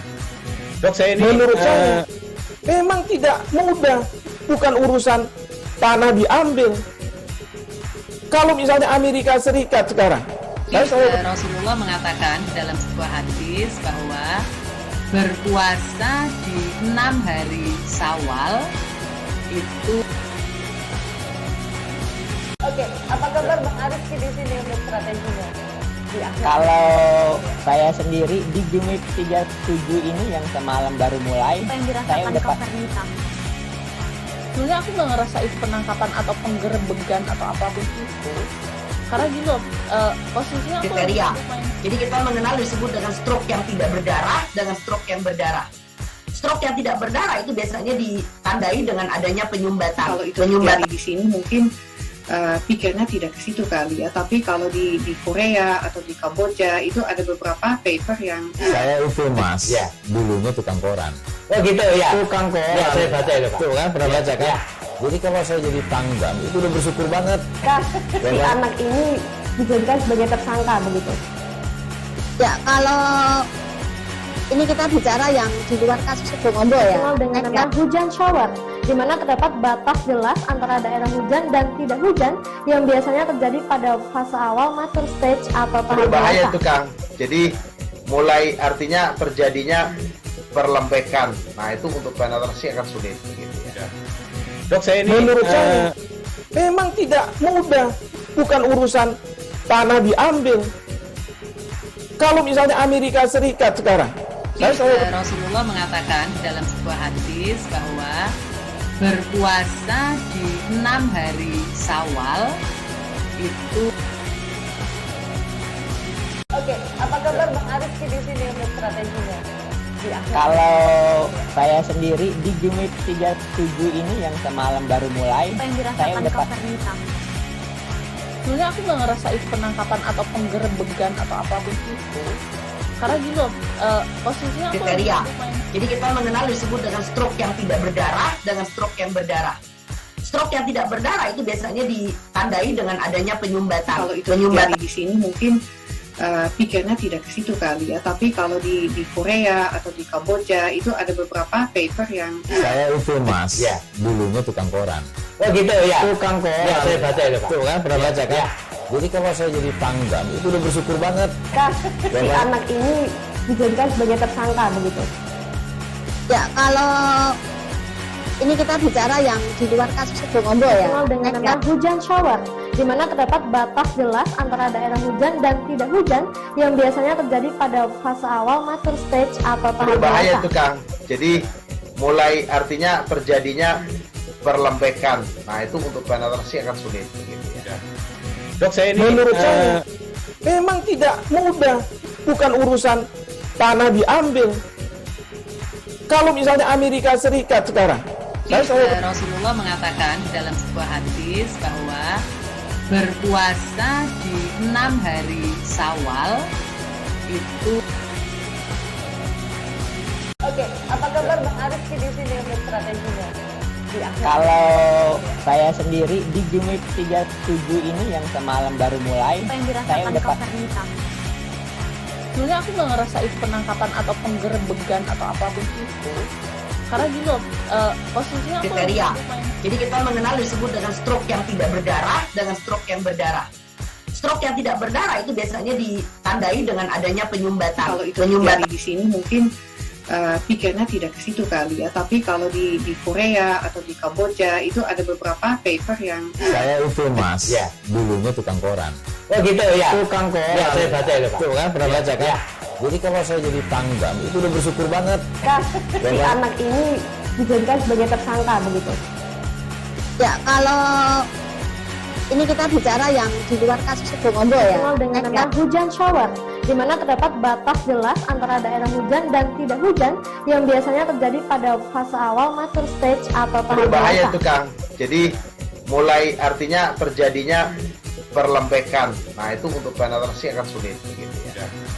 Dok saya ini menurut saya memang tidak mudah, bukan urusan tanah diambil. Kalau misalnya Amerika Serikat sekarang. Rasulullah mengatakan dalam sebuah hadis bahwa berpuasa di 6 hari Syawal itu. Oke, apa kabar Bang Arifki di sini untuk strateginya? Kalau saya sendiri di Gimik 37 ini yang semalam baru mulai, saya udah pasti. Sebenarnya aku nggak ngerasa itu penangkapan atau penggerebegan atau apapun itu. Karena gini loh, posisinya aku kriteria. Jadi kita mengenal disebut dengan stroke yang tidak berdarah dengan stroke yang berdarah. Stroke yang tidak berdarah itu biasanya ditandai dengan adanya penyumbatan. Kalau itu terjadi di sini mungkin pikirnya tidak ke situ kali ya, tapi kalau di Korea atau di Kamboja itu ada beberapa paper yang Saya itu mas, dulunya tukang koran. Oh gitu ya. Tukang koran. Ya, saya baca itu Pak. Tuh kan, pernah baca kan? Jadi kalau saya jadi Pangdam, itu udah bersyukur banget. Si anak ini dijadikan sebagai tersangka begitu. Ya, kalau ini kita bicara yang di luar kasus Sebongombo ya. Dengan nama hujan shower, di mana terdapat batas jelas antara daerah hujan dan tidak hujan yang biasanya terjadi pada fase awal mature stage atau tahap Berbahaya dewasa. itu Kang. Jadi mulai artinya terjadinya perlembekan. Nah itu untuk penetrasi akan sulit. Gitu ya. Dok, saya ini menurut saya memang tidak mudah, bukan urusan tanah diambil. Kalau misalnya Amerika Serikat sekarang, Rasulullah mengatakan dalam sebuah hadis bahwa berpuasa di 6 hari Syawal itu. Kembali di Live Update Tribuners, kita lanjut ke informasi selanjutnya. Komisi Pemberantasan Korupsi dikabarkan telah menggeledah kantor Dinas Pendidikan dan Kebudayaan Provinsi Banten. Penggeledahan itu dilakukan pada Selasa 31 Agustus kemarin. Informasi lengkapnya akan disampaikan oleh rekan jurnalis Tribun Banten, Ahmad Tajudin, yang kini sudah tersambung bersama kami. Halo, rekan Ahmad. Iya, halo dia. Oke, bisa Anda informasikan bagaimana detail mengenai kabar penggeledahan yang dilakukan oleh KPK terhadap kantor Dindik di Banten? Baik dia, menurut informasi yang diterima bahwa KPK telah melakukan penggeledahan dikabarkan melakukan penggeledahan di kantor Dinas Pendidikan dan Kebudayaan Provinsi Banten. Penggeledahan itu dilakukan pada hari Selasa tanggal 31 Agustus 2021, di mana penggeledahan itu bukan hanya di Serang Banten tetapi juga dilakukan di Jakarta dan juga Bogor. Oke, lalu apa alasannya dari KPK ini melakukan penggeledahan di kantor Dinas Pendidikan dan Kebudayaan khususnya di Provinsi Banten? Baik, untuk informasi yang diterima bahwa penggeledahan ini dilakukan oleh KPK, di mana KPK melakukan penyidikan kembali terkait kasus dugaan korupsi pengadaan lahan di SMK Negeri 7 Tangerang Selatan. Di mana kasus tersebut berada pada tahun 2017, kemudian pada tahun 2021 ini KPK melakukan KPK melakukan penyidikan kembali di beberapa tempat, lebih tepatnya di Dinas Pendidikan Provinsi Banten dan juga beberapa tempat yang ada di Jakarta dan juga di Bogor. Oke, lalu berdasarkan informasi yang sudah berhasil Anda himpun, Ahmad, bagaimana dengan tanggapan dari pihak Dinas Pendidikan dan Kebudayaan Provinsi Banten sendiri mengenai penggeledahan oleh KPK? Baik dia, menurut informasi yang diterima dari tribunbanten.com bahwa Kepala Dinas Pendidikan dan Kebudayaan Provinsi Banten membantah adanya penggeledahan yang dilakukan KPK, di mana Tabrani sendiri mengatakan kepada Tribun Banten bahwa pada hari Selasa tidak ada penggeledahan yang dilakukan oleh KPK di kantor Dinas Pendidikan, serta sama halnya dengan Sekdis sendiri, yaitu Pak Takwin. Sekdis Dindikbud Provinsi Banten sendiri mengatakan bahwa pada hari Selasa dirinya tidak ada di kantor, namun dia memastikan bahwa di ruangan dia tidak ada barang-barang yang dibawa ataupun digeledah pada hari itu. Sehingga penggeledahan yang dilakukan KPK ini dari Dindik Provinsi Banten sendiri mengaku tidak mengetahui di mana pastinya penggeledahan itu dilakukan gitu. Adapun informasi yang dari KPK sendiri hingga saat ini tribunbanten.com mencoba mengkonfirmasi pihak KPK, namun KPK sendiri belum menjawab secara detailnya apakah penggeledahan itu dilakukan di Dindik Provinsi Banten atau di mana saja tempatnya. Lebih tepatnya dari KPK-nya sendiri mengungkapkan bahwa penggeledahan itu dilakukan di Serang, Banten, kemudian di Bogor dan juga di Jakarta. Namun secara rincinya beliau tidak menjawab dari pertanyaan dari tribunbanten.com gitu. Baik, terima kasih rekan jurnalis Tribun Banten Ahmad Tajudin untuk informasinya. Selamat kembali bertugas. Kita beralih ke informasi berikutnya. Kasus pasien COVID-19 di Rumah Sakit Columbia, Angelia Siregar yang dikenakan tagihan biaya pengobatan sebesar 400-an juta rupiah masih menjadi perbincangan hangat publik. Kini kabarnya pihak Rumah Sakit dan Wali Kota Medan juga sebelumnya sempat buka suara terkait hal ini. Lalu saat ini dikabarkan bahwa pihak rumah sakit menurunkan tagihan ke keluarga mendiang dari senilai 456 juta rupiah menjadi 87 juta rupiah. Detail informasinya akan disampaikan oleh rekan wartawan Tribun Medan, Goklas, yang kini sudah bergabung bersama kami. Halo Goklas.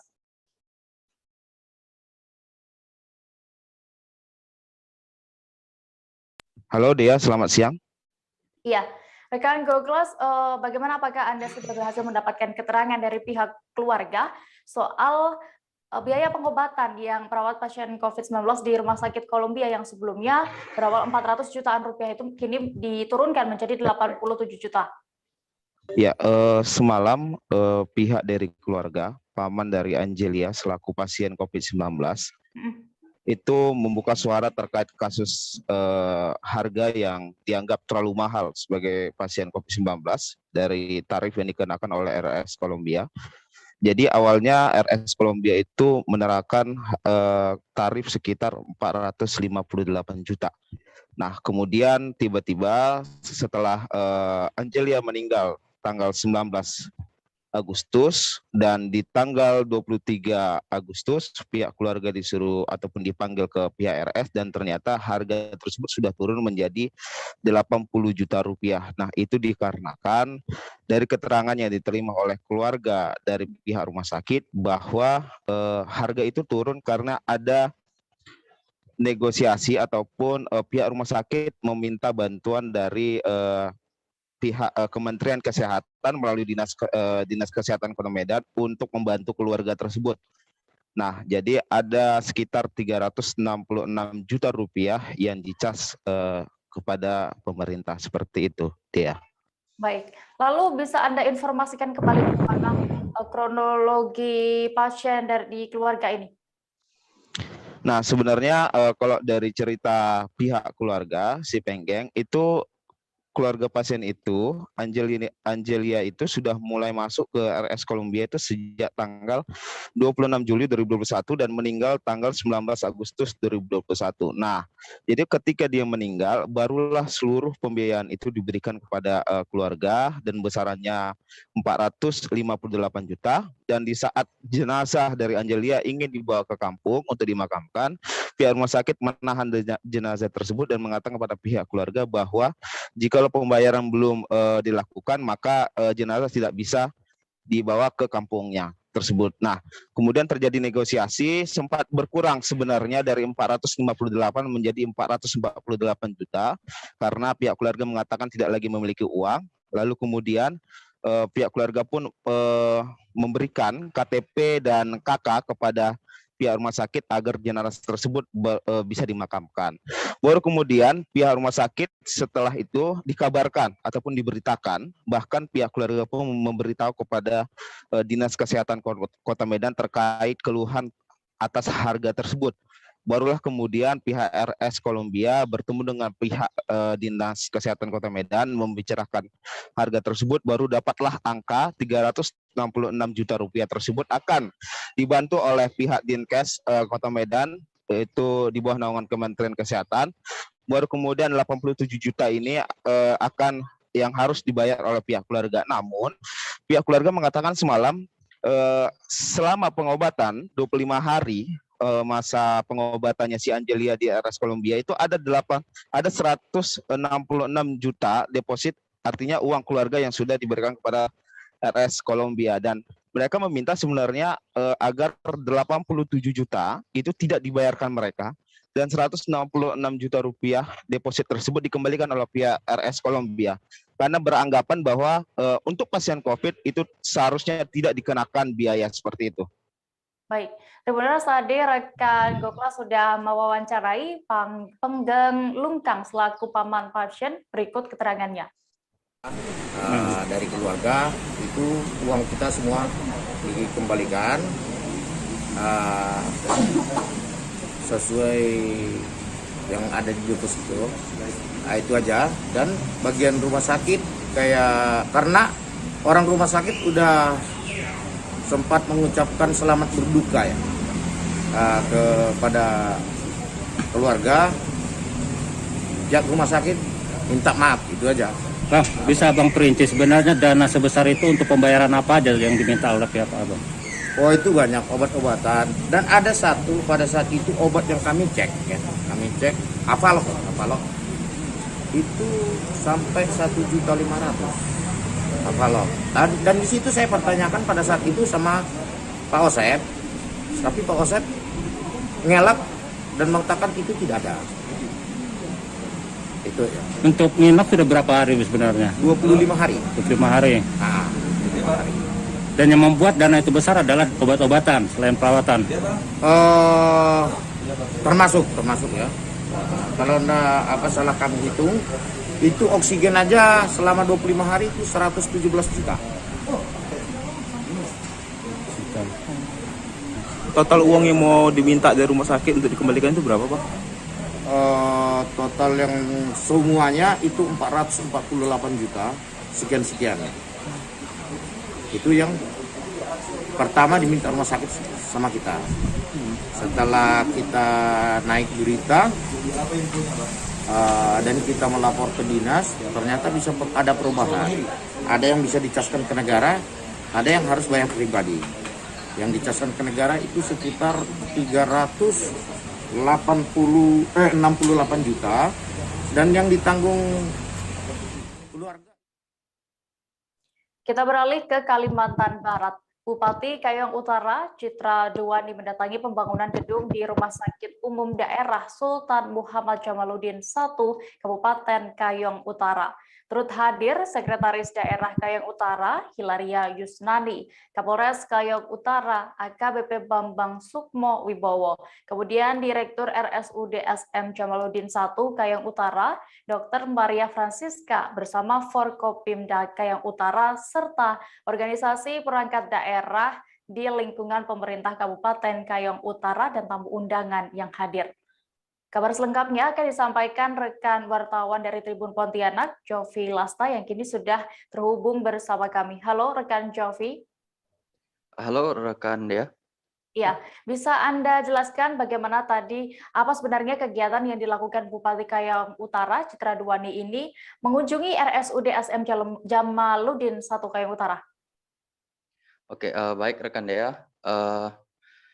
Bupati Kayong Utara, Citra Duwani datang ke Rumah Sakit Umum Daerah Sultan Muhammad Jamaluddin I, Kabupaten Kayong Utara, untuk melaksanakan peletakan batu pertama, yaitu groundbreaking ceremony yang dilaksanakan bersama Sekretaris Daerah, Kapolres Kayong Utara, dan juga jajaran Forkopimda di wilayah pemerintahan Kabupaten Kayong Utara, serta OPD terkait dan tamu undangan yang hadir. Kembali rekan Dea. Oke, lalu sebenarnya apa tujuannya hingga dibangun kembali bangunan di RSUD SM Jamaluddin ini? Nah, untuk terkait penambahan pembangunan di lingkungan RSUD SM Jamaluddin I Kabupaten Kayong Utara sendiri ini, akan dibangun, diperkirakan itu sekitar 4 bangunan fisik, yaitu ruang instalasi gawat darurat atau IGD, laboratorium, ruang bersalin, dan juga ruang CSSD. Nah, hal ini dilakukan berdasarkan informasi yang telah dihimpun oleh Tribun Pontianak, bahwa Bapak Bupati Kayong Utara Citra Duwani menyampaikan untuk meningkatkan pelayanan kesehatan kepada masyarakat, khususnya di wilayah Kabupaten Kayong Utara, Provinsi Kalimantan Barat. Kembali rekannya. Oke, Jovi, lalu memang dengan ditambahnya lagi bangunan di RSUD SM Jamaluddin ini, apakah memang dinilai sangat membantu akses kesehatan bagi masyarakat? Nah, untuk akses masyarakat sendiri ini sangat diperlukan karena untuk diketahui bersama rumah sakit RSUD SM Jamaluddin I Kayang Utara ini diresmikan pada tahun 2018. Nah, tentunya dari sekitar 4 tahun umur rumah sakit ini, tentunya masih perlu mendapat pembenahan. Nah, untuk saat ini juga wilayah Kabupaten Kayang Utara diselimuti oleh pandemi COVID-19. Nah, tentunya untuk pembangunan sendiri kan terkendala dengan anggaran anggaran terbentur untuk penanganan pandemi COVID. Nah, untuk di sini rumah sakit ini diharapkan dapat meningkatkan pelayanan kesehatan dan tentunya akses layanan kesehatan bagi masyarakat. Nah, karena diketahui bersama bahwa rumah sakit ini masih baru ya, dan untuk penanganannya sendiri itu masih terbatas. Nah, biasanya masyarakat Kabupaten Kayang Utara itu ke Kabupaten Ketapang untuk berobat karena diketahui bersama rumah sakit ini masih terbatas. Nah, oleh karena itu Pemda Kayang Utara berharap dengan adanya penambahan bangunan ini dapat meningkatkan pelayanan kesehatan dan akses kesehatan bagi masyarakat yang membutuhkan khususnya. Nah, untuk saat ini Bupati Kayang Utara juga telah menyampaikan kepada manajemen RSUD SM Jamaluddin I Kayang Utara guna meningkatkan pelayanan dan akses kesehatan karena disinyalir masih terbatas. Nah, kritikan dan saran tentunya telah diterima oleh Bupati Kayang Utara. Nah, untuk ini bahwa ini sebagai evaluasi kepada manajemen guna meningkatkan akses pelayanan untuk lebih baik lagi ke depannya. Kembali rekan Dea. Baik, terima kasih rekan wartawan dari Tribun Pontianak, Jovi Lasta melaporkan dari Kayong Utara. Selamat kembali bertugas. Kita menuju informasi berikutnya. Kebakaran hebat terjadi di Jalan Hayam Wuruk nomor 1 Sawung Galing, Wonokromo, Surabaya, Jawa Timur. Kebakaran ini menghanguskan sejumlah rumah dan sebuah bangunan koperasi. Dalam insiden kebakaran ini terjadi sebuah aksi heroik yang dilakukan seorang pemuda untuk menyelamatkan ibundanya. Untuk mengetahui lebih detailnya, sudah bergabung bersama kami rekan jurnalis Tribun Jatim, Luhur Pambudi yang akan menyampaikan laporan. Halo, Luhur. Halo, Assalamualaikum. Selamat siang. Swastiastu, Namo Buddhaya, Rayu, Dulur Tribun Jatim atau Tribun News seluruh Indonesia dari Sabang sampai Merauke. Oke, jadi insiden kebakaran yang kami laporkan itu terjadi pada hari Kamis kemarin, tepatnya sekitar pukul 8, dan mendapat respon time dari pihak pemadam kebakaran sekitar hanya berselang 5 menit atau 7 menit, dan itu terjadi sebenarnya harus kami sampaikan dan kami konfirmasi ulang bahasanya itu terjadi di sebuah perumahan milik TNI Angkatan Darat. Jadi itu adalah perumahan permukiman yang di-handle dari Komando Daerah Militer 5 Brawijaya, Jawa Timur. Jadi memang informasi yang kami bisa sampaikan adalah di situ terdapat sekitar 9 rumah permanen dan 2 rumah yang statusnya dan itu 9 rumah itu adalah rumah yang terdampak kebakaran, dan informasi yang kami himpun adalah bagian yang terbakar tepatnya dari bagian langit-langit atau bagian atap. Jadi memang yang menjadi pertanyaan adalah kenapa kebakaran ini bisa begitu cepat merambat hingga mengenai 9 rumah, karena model atap yang menjadi desain rumah di permukiman tersebut itu ternyata desainnya satu atap semua. Jadi deretan rumah satu gang itu ada pada satu atap. Jadi itulah yang membuat kenapa insiden kebakaran di satu rumah bisa begitu cepat menyebar ke samping kanan kiri rumah. Seperti itu, Dea. Oke, Luhur, ini juga cukup banyak ya rumah-rumah yang menjadi sasaran kebakaran ini, menjadi kebakaran ini. Apakah ada korban luka atau korban jiwa dalam insiden kebakaran ini? Oke, informasi yang kami himpun terkait korban luka dan korban jiwa, untuk korban jiwa tidak ada, kemudian korban luka, informasi yang kami himpun ada 1 orang petugas yang itu kemarin sempat ada insiden, sempat bisa kita sebut kepleset sedikit atau mengalami luka ringan dari petugas pemadam kebakaran, dan untuk warga tidak ada yang terluka. Dan harus kami sampaikan ternyata kemarin kami mengcapture sebuah aksi heroik yang cukup menarik dan ini bisa menjadi edukasi terhadap masyarakat ketika ada insiden kedaruratan kebakaran. Ya ini ada seorang anak muda yang dia begitu heroik menyelamatkan ibunya ketika dia bangun tidur kemudian mendapati suara aneh percikan api korsleting listrik yang ternyata itu disusul dengan lumatan api yang begitu besar sampai membakar atap atau langit-langit rumah itu, dan kemudian si anak muda ini yang begitu sigap langsung menyelamatkan ibunya untuk langsung lari ke luar rumah. Dan berdasarkan video yang kami capture di situ, kami rekam di situ, itu ada juga sekelumit bagian bagaimana sang ibunda dari si anak tersebut begitu semacam menangis berseduh-seduh karena bukan karena rumahnya saja yang terbakar, tapi gara-gara rumahnya yang terbakar itu ternyata merembet juga ke rumah para tetangganya yang begitu sangat disayangi. Artinya si ibu itu merasa bersalah adanya insiden korsleting listrik yang terjadi di rumahnya sehingga akhirnya merembet menjadikan kebakaran besar mengenai kanan kiri rumah tetangganya. Semacam itu deh. Oke, rekan Luhur, berapa lama saat itu api kebakaran akhirnya bisa dipadamkan, dan juga apakah sudah diketahui penyebab kebakaran secara pastinya?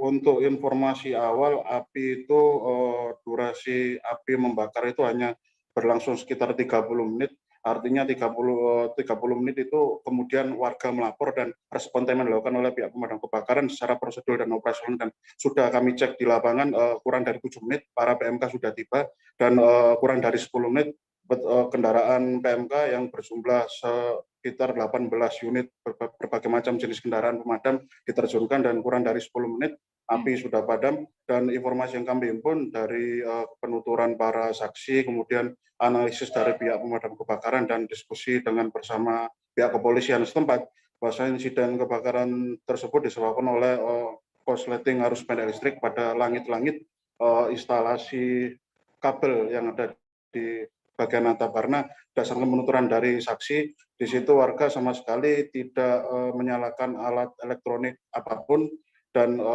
dapat diduga memang itu adalah korsleting listrik pada instalasi di kabelnya dan bukan korsleting pada perabotan atau alat elektronik. Semacam itu deh informasinya.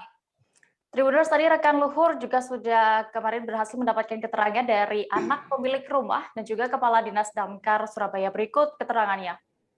Tadi bangun tidur, listriknya langsung mati. Tepat depan mata saya sendiri banyak api udah, Mas. Ini juga korsleting listrik ya? Iya, korsleting listrik. Orang tua saya, mas saya tanyain nggak ada yang nyalakan kompor. Tiba-tiba api langsung menyala gitu ya? Iya, api langsung menyala. Pertama kamar saya langsung mati. Nah, pas saya keluar, baru banyak api. Apa unit rumah Pak yang membawa hasil pantauan dari PMK? Hasil pantauan dari PMK berapa rumah yang terbakar? Jadi ini sementara yang dilaporkan itu ada 10 rumah, termasuk terdampak rumah warga yang ada di belakang di luar asrama. Nah, cuman itu masih belum dirinci. Ada yang bentuknya kantor seperti ini kantor bukan rumah, tapi juga terimbas juga. Artinya ada 10 bangunan rumah Pak ya sementara ini Pak? Ya, 10 bangunan rumah. Ini apa Pak kesulitannya sehingga cepat merembet ini Pak? Jadi untuk kejadian di sini, untuk PKK ini kesulitannya akses ya. Tempatnya di dalam dan aksesnya cukup sempit. Tapi sebetulnya masih bisa dilalui akhirnya. Tapi sempat kesulitan karena banyak mobil yang parkir di dalam ya. Tapi tadi sudah dihubungi, mobil disingkirkan sehingga akses akhirnya bisa dengan mudah kita mendekati. Beralih ke Kalimantan Utara, Tribuners. Ratusan siswa-siswi di SMA Negeri 1 Tanjung Selor mengikuti kegiatan vaksinasi COVID-19 pada hari ini Jumat 3 September 2021. Kegiatan yang dilaksanakan di lantai 3 gedung SMA N1 Tanjung Selor ini dibagi menjadi 3 gelombang. Tujuannya agar tidak terjadi kerumunan saat vaksinasi dilangsungkan. Selengkapnya akan disampaikan rekan jurnalis Tribun Kaltara, Maulana Ilhami Faudi, yang kini sudah terhubung bersama kami. Halo rekan Faudi.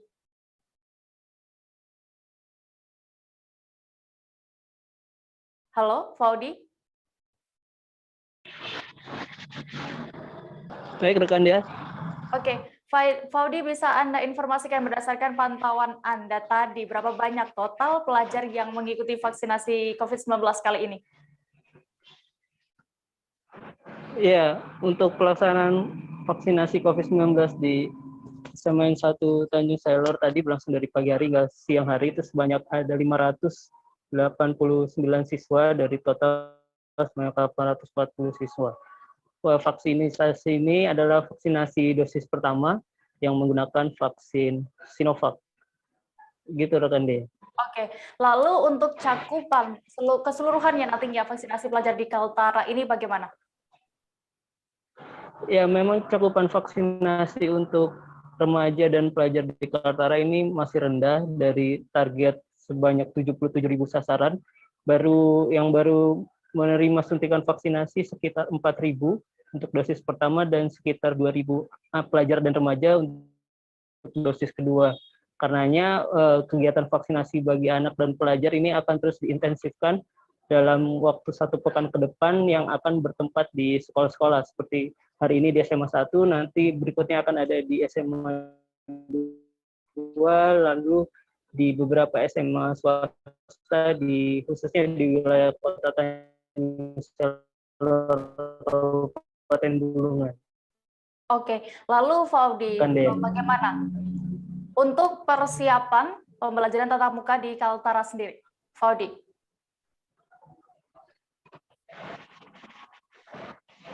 Baik, untuk persiapan pembelajaran tatap muka atau PTM di Kaltara, sesungguhnya dari pihak Dinas Pendidikan Provinsi Kaltara itu sudah siap gitu dalam hal fasilitas sekolah dan juga dengan peraturan tata tertibnya selama nanti pelaksanaan tatap muka. Namun hingga kini karena cakupan vaksinasi ini masih pihak Pemprov masih menunggu hingga cakupan ini terus begitu, dan tentunya juga menunggu dari atau di Halo.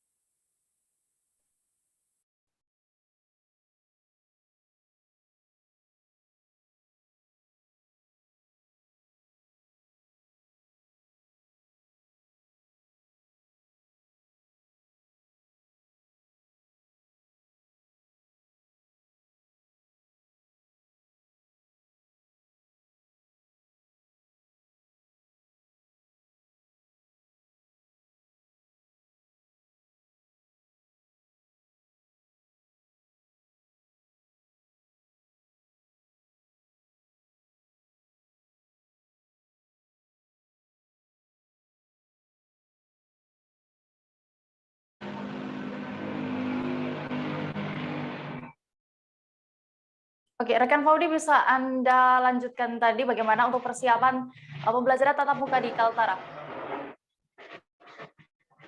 Ya, untuk pembelajaran tatap muka memang dari pihak Dinas Provinsi Kaltara itu sudah menyiapkan baik dari aturan ataupun persiapan fasilitas di tiap sekolah untuk nantinya pelaksanaan tatap muka. Namun hingga kini belum dilaksanakan mengingat beberapa kabupaten kota di Kaltara itu masih menerapkan PPKM level 4 yang belum memperbolehkan pelaksanaan tatap muka. Selain itu, pihak Dinas Pendidikan Provinsi Kaltara juga masih menunggu agar cakupan vaksinasi ini bisa lebih ditingkatkan, mengingat tadi disampaikan itu cakupan vaksinasi baru berkisar antara 4% saja.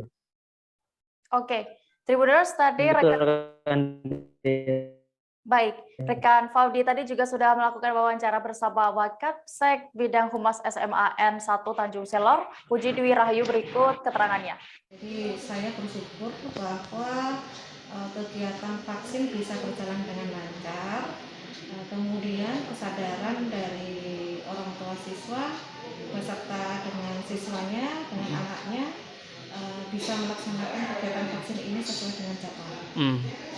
Bu, kan Ibu sudah hampir 1 tahun lebih mengajar lewat daring. Terus akhirnya ini ada vaksinasi. Ini harapannya apa, Bu? Selain Bu? Saya sebagai guru ya, pembelajaran di sini dengan kegiatan vaksin ini sebagai salah satu syarat bahwa siswa yang bersangkutan bisa aman, kemudian sehat, dan bisa melaksanakan kegiatan tatap muka, pembelajaran tatap muka. Itu harapan saya. Memang selama 1 tahun lebih belajar daring, apa aja Bu kendalanya Bu yang dihadapi sebagai guru Bu? Selama pembelajaran daring atau pembelajaran jarak jauh ya PJJ, kendalanya memang salah satunya adalah jaringan, ya jaringan. Kemudian anak-anak dengan jaringan yang tidak memadai, otomatis akan ada keterlambatan mengerjakan tugas, kemudian keterlambatan untuk masuk kelas melalui Zoom meeting atau melalui dari Google Classroom-nya. Jadi harapannya dengan adanya vaksinasi terus nanti kemungkinan akan tatap muka, yang kendala daring itu bisa itu ya Bu ya? Iya, dari kendala yang sebenarnya pembelajaran yang harusnya dengan tatap muka lebih mudah untuk pembentukan karakter siswa, kemudian pendidikan langsung yang harus disampaikan kepada siswa lebih cepat terrealisasi. Tribuners, informasi tadi sekaligus menutup perjumpaan kita dalam live update siang ini. Jangan lupa untuk terus memperbaharui kabar terupdate lainnya hanya di seluruh kanal YouTube Tribun Network. Terakhir, Tribuners, lantaran masih di tengah pandemi, kami kembali mengingatkan kepada Anda untuk selalu menerapkan protokol kesehatan dimanapun berada. Dan mewakili kru yang bertugas, saya Dea Mita pamit. Terima kasih dan sampai jumpa. Jangan lupa like, subscribe, dan share ya!